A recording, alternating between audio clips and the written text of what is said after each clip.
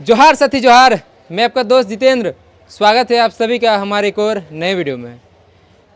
मैं अभी कोडरमा लोकसभा क्षेत्र के अंतर्गत बरकट्टा विधानसभा क्षेत्र के इचाक प्रखंड के दरिया चौक में हूं और विधानसभा चुनाव को लेकर के सभी तरफ अभी चर्चा परिचर्चाएं चली रही है यहाँ की जनता के द्वारा।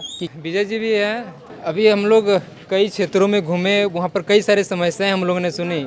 हर तरीके का लोग मिले, हर तरीके का बातें उन्होंने कहा। कोई कुछ पार्टी को समर्थन कर रहे हैं, कुछ प्रतिनिधि को समर्थन कर रहे हैं, तो किसी का समस्याएं बहुत सारी हैं डैम को लेकर के, जैसे बोले कृषि को लेकर के, और भी कई तरीके की समस्याएं।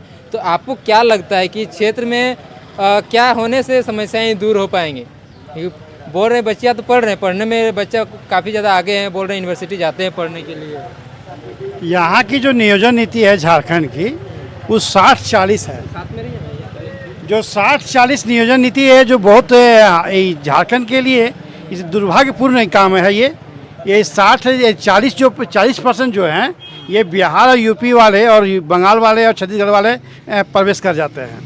और जो देश तो सबका है, सभी कोई तो कुछ ना कुछ हिस्सा में। हाँ, तो हर स्टेट का किसी स्टेट का, जिससे हम अलग हुए हैं, जिस स्टेट से हम अलग हुए हैं, वहाँ पे 90-10 है, 85-15 है, कहीं 95-5 है। यानी जहाँ की राज्य है, जो राज्य है, वहाँ की आबादी ज़्यादा होनी चाहिए। वो 80-50 उनको ज़्यादा उनको प्राथमिकता देनी चाहिए, और उससे ज़्यादा प्राथमिकता होनी चाहिए। हम अलग क्यों हुए? तो उसका परिणाम के अनुसार हमें कुछ मिल नहीं रही है। हमें अलग हुआ जो हम जितने में, आज मेरा उम्र 50 साल हो गया है। 50 साल में जिस आज झारखंड को अलग हुए 24 साल हो गया है। 24 साल के जो पूर्व पहले हम देखा, यानी कि झारखंड अलग के पहले जो हम देखा, वो आज हमको अनुभव हो रहा है।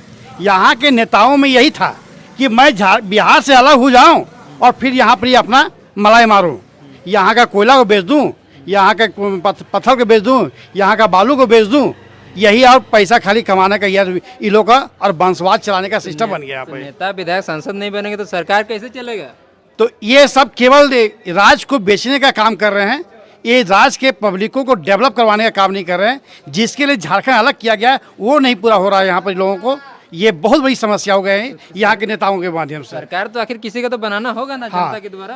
अब जिनके सरकार जैसे हो गए झारखंड मुक्ति मोर्चा सरकार, उनके जब सचिव हैं बिहार के और बंगाल के और यूपी के, ये जैसे यहाँ के बीजेपी की सरकार, बीजेपी जब सरकार बनती है, उनके सब जितने भी नेता हैं वो सब बाहरिया हैं। तो हमारे झारखंड के प्रति ध्यान किनका जाएगा? सरकार किसी का बन जाएगा अब टोटल, जबकि जिस वही पार्टी हमें चाहिए जो टोटल उसका सचिव हो या अध्यक्ष हो, उसका जो भी सीए हो, इसका ये टोटल यहाँ झारखंड ही होना चाहिए। तो झारखंड की मूल जनता के बारे में वो सोच सकती है। वैसे पदों पर तो जो IAS और IPS बनते हैं वो लोग तो कहीं का भी, पूरे इंडिया का भी हो सकते हैं, उससे कोई दिक्कत तो होता नहीं। हर जगह जाते हैं, अदर स्टेट के भी तो बड़े जो लेवल के ऑफिसर होते हैं। और अगर देश की बात करें तो PM जब बीजेपी का सरकार बने तो उनका भी कई सारे जो है नाम होता है, मीडिया में जनता भी कहती है, राज्य में भी जेम का जो बड़ा नाम होता है। तो फिर अभी बदलाव का फिर करने को जो है इतने योजना लेकर के आ रहे हैं। सभी नेताओं का अपना पर्सनल PA होता है और सरकारी PA जो होते, सरकारी जो होते हैं अफसर होते हैं, तो इनको गाइडलाइन करने वाला, हमारे जो नेता को गाइडलाइन करने वाला है, उनका PA उनको क्या हर आदमी के पास हर मायने में सब कुछ घुसा हुआ चीज़ नहीं है। जितना क्वेश्चन आप हमको पूछिएगा उतना क्वेश्चन आंसर मेरे दिमाग में नहीं हो सकता है। लेकिन इतना जरूर है कि मेरा अगर PA होता तो हमको कुछ ना कुछ गाइडलाइन करता अगला। तो अगर मेरा PA बिहार का होगा, मेरा PA बंगाल का होगा, तो हमको गाइडलाइन तो उसी तरह देगा ना। इसीलिए यहाँ की जनता को बर्बाद करने में हमारे यहाँ के नेता PA जो बाहर के रखते हैं, जिसके चलते झारखंड को बर्बाद करने में उनका बहुत बड़ा भूमिका निभा रहे हैं वो लोग। तो कहते हैं कि पूरा रास्ता तो खुला है, अभी पढ़ाई लिखाई कीजिए, अभी बड़ी नौकरी हासिल करिए ना, मना कौन कर रहा है? सभी के लिए तो होता है। हाँ, ये तो बात सही है। इसीलिए जयराम को आज लोग क्यों खोज रहा है कि जयराम का जो भी PA होगा, जो झारखंडी होगा, जयराम का जो भी नेता होगा, वो जो भी विधायक बनेगा वो झारखंडी होगा, प्योर झारखंडी, शुद्ध झारखंडी होगा। जयराम माधव सरकार कहाँ से बन जाएगा? 2 साल हुआ ही है पार्टी, तो अभी उसका पार्टी का सिंबल आया। हाँ, सरकार ये भी बात है। जयराम वैसा शख्स है कि उनके आवाज से बीजेपी और कांग्रेस के जो नेता लोग यहाँ चुनाव में खड़ा होते थे, विधायक के उम्मीदवार बन के आते थे, उसमें से 50% अदर स्टेट का हुआ करते थे। जयराम की आवाज़, जो 2 साल की जयराम की आवाज़ थी, उस आवाज़ से उन्हें डर हो गया, उस पार्टियों को डर हो गया कि अब हम विदेशी को, बाहरियों को हम टिकट ना दें।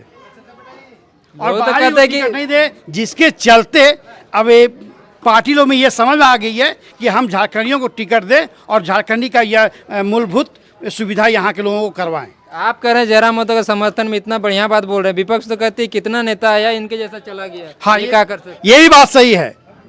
अब हमारे सुदेश महतो जैसा आदमी आएंगे तो जयबे न करेंगे, वो तो मिल गए जाकर के बीजेपी साथ में।